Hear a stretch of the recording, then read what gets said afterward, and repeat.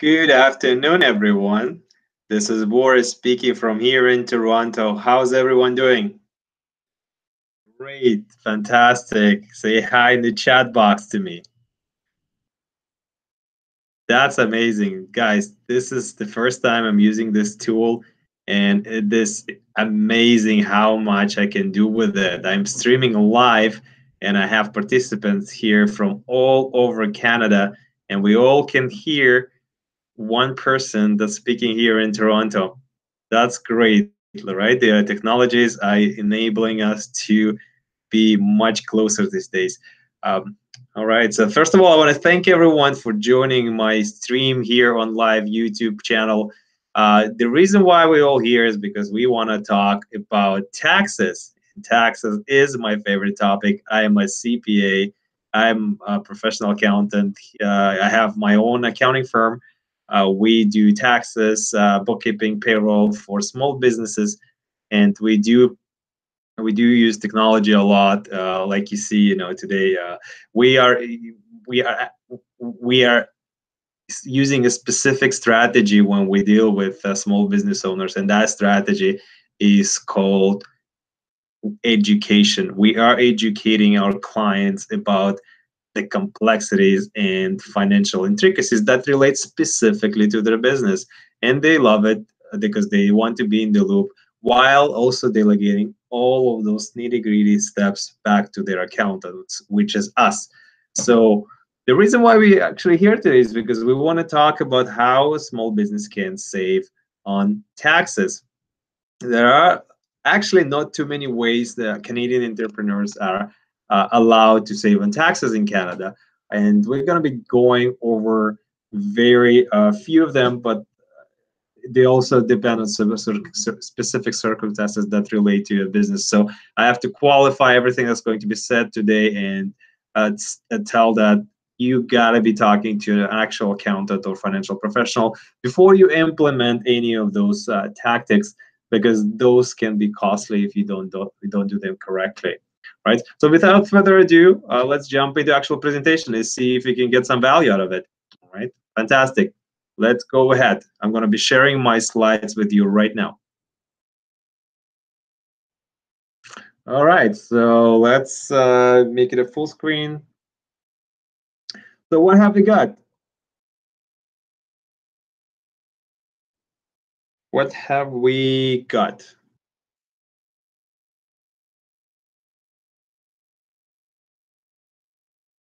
Sorry about that. So what have we got today? So we're going to be talking about 9 ways to save on business taxes in Canada. Why is it actually 9? How do we know there's no more?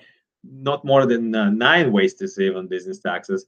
And I can tell you for sure that there are very limited ways to save on taxes in Canada in general. Canadians are one of the most heavily taxed nations in the world. We pay taxes on property taxes, sales taxes, tobacco taxes, lodging taxes, you name it. You guys are being taxed on everything.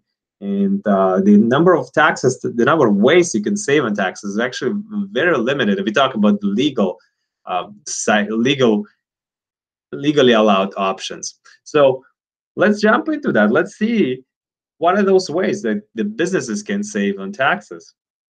All right. So, like I said, there's a disclaimer. We qualified our presentation today. Make sure you speak to a financial professional. Don't blame me if something goes wrong. Blame me if you are my client. Okay. So I talked a bit about myself. I'm a CPA located here in Toronto. We are a virtual accounting firm. We service everyone in Canada. We service the Canadian clientele. Because we're a virtual firm, we deal with clients over the conferences. So we gather electronic signature, we send emails, we use tools like Slack to communicate. In the end of the day, the bottom line is we're a technologically advanced accounting firm, and we use technology to make our clients' lives easier. Okay, so let's jump into the very first tip, right? So the number 1 tip to save in taxes in Canada is to open a small business corporation. That's actually that's actually a very meaningful tip for a lot of business owners, because a lot of you may have a corporation, but some of you may have not, because corporation has its advantages and disadvantages. One of the main advantages that the corporation has is that you can defer a substantial amount of taxes and reinvest it back into your business. By saying deferring taxes, you can easily compare the 14% combined tax rate for a small business corporation here in Ontario versus 53.53% for Ontario businesses. Like, imagine that. Like, it's a confiscatory tax rate that a lot of high earners are paying on the top bracket, right? If you compare it to the small business corporation, you're paying about 40% less taxes if you keep the money in the corporation. Another big benefit of opening corporations that protects you against general liability. It doesn't protect you against financial liability because most of the banks are going to be signing you personally for any of the financial liabilities. The downside of it is also that it requires a bit more accounting maintenance, right? Preparing a corporate tax return is much more complex than preparing just a general tax return for sole proprietorship. You got to have at least a set of financial statements that's been balanced and reconciled to the bank, and also you got to know a lot of tax lingo that goes into preparing tax returns. So suffice it to say that preparing a tax return for corporations is going to cost you starting from about $800 and up, depending on the accountant. CPAs will charge you starting from $1,000 and up. But it does require some maintenance. It also requires maintenance in terms of bookkeeping. You got to have a separate set of accounts. No mixing apples and oranges here. You gotta have an accounting system for that, tracking all the money in, all the money out for tax purposes. And you gotta also issue certain tax slips to yourself in the end of the year, like a T4, T5, depending on how you're taking the money out of the corporation. Very important concept. But in the end of the day, I want you to remember that if you open a small business corporation, if you have active business, that's going to allow you to defer a significant amount of taxes. And I say significant because it's really significant. There's nothing really illegal about that if you're concerned about any illegality side of things. The government does incentivize businesses to build companies, to hire people so that jobs are created and capitals are created within those companies so that people lead their own lifestyle and build businesses that last for years. And again, this is an incentive. This is a legal tax shelter pretty much that allows you to save on taxes and invest those taxes back into your business. If you're planning to take out the majority of the earnings of the corporation back for your personal spend, then mathematically the difference in taxes saving is not that great. It only works out if you actually leave the money that you don't need for personal spending and reinvest it back into your business. All right. So let's move on to the next step, and the next point that I want to go over is the track your losses. Right. When a lot of you on the call are having first or second year of business. And for a lot of you, there will be certain losses that you're incurring just because, starting a business is tough. You keep investing money, you keep throwing money into the business, and you may not get the return back immediately. So the government does allow you to carry back those losses and also carry forward those losses. And for business losses, 3 years back and 20 years forward. For capital losses, if you invest in certain startups or certain equipment or certain shares and you lost money on it, you can carry it back 3 years and indefinitely forward, which is great news, right? So those losses are not disappearing. But the bottom line for this particular tip is that track your losses. Those are not disappearing. They're not vanishing. The government does acknowledge the fact that you may have losses, and those losses can be applied against future profits. Okay. So number 3, track your business expenses. Very important. You won't believe how much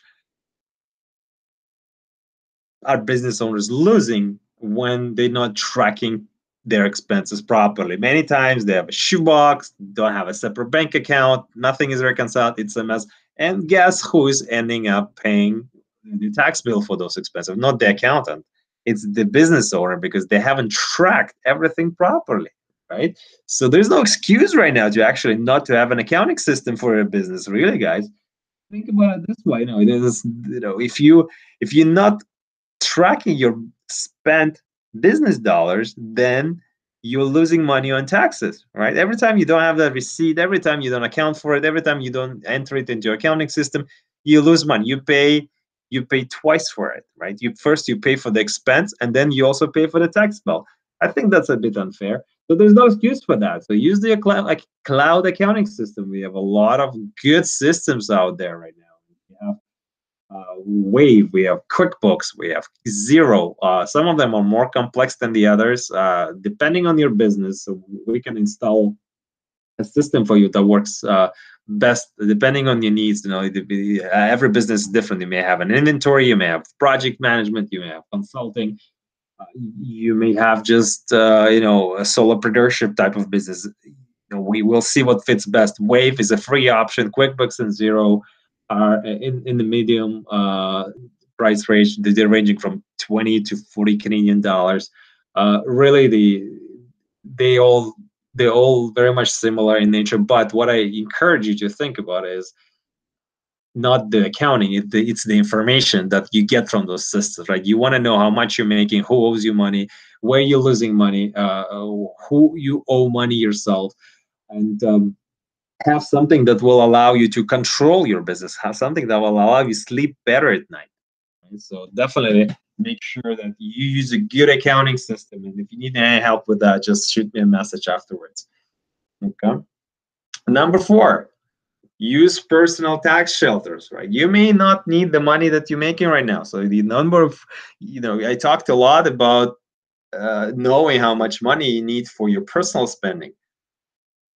Once you have that number in mind, you know how much you can put aside, right? So the government does tell you that you can put the money aside for various purposes, like like your pension, like tax-free savings account, just to put the money aside.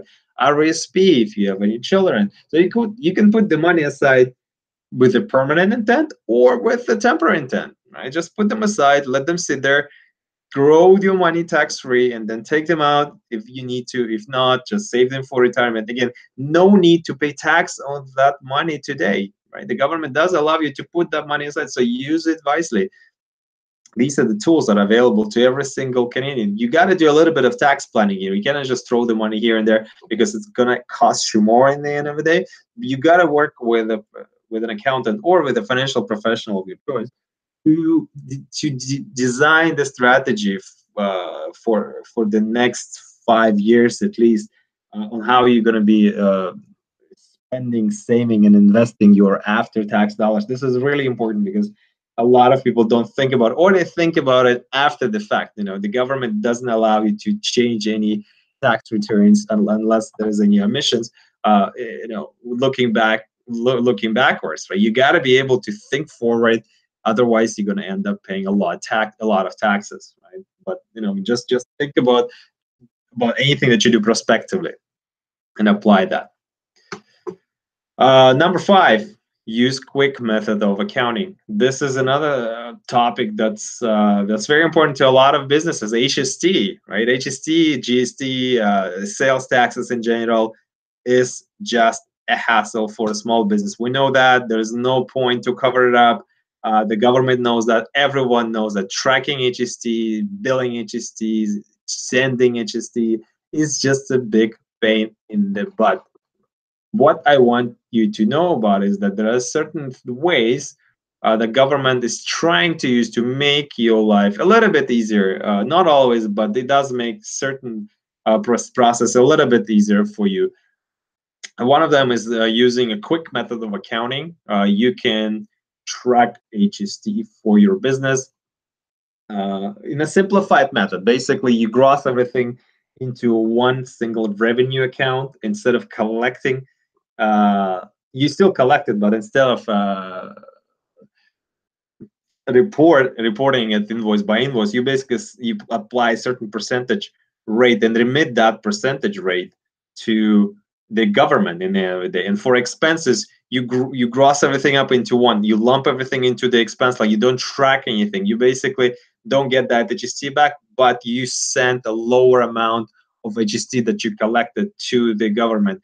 Depending on your type of business, you may actually end up uh, getting, and you getting that HST back into your pocket, right? Like if you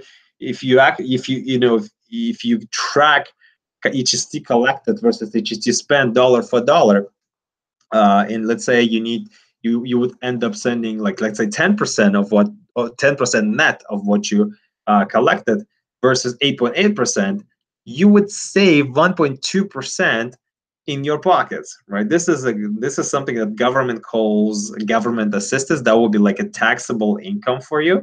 But in the end of the day, it's not really about saving tax, but it's actually making your life a little bit simpler when reporting it. Sales taxes can become super complex, and this is something you should be using, not just to save on taxes, but to make your life easier.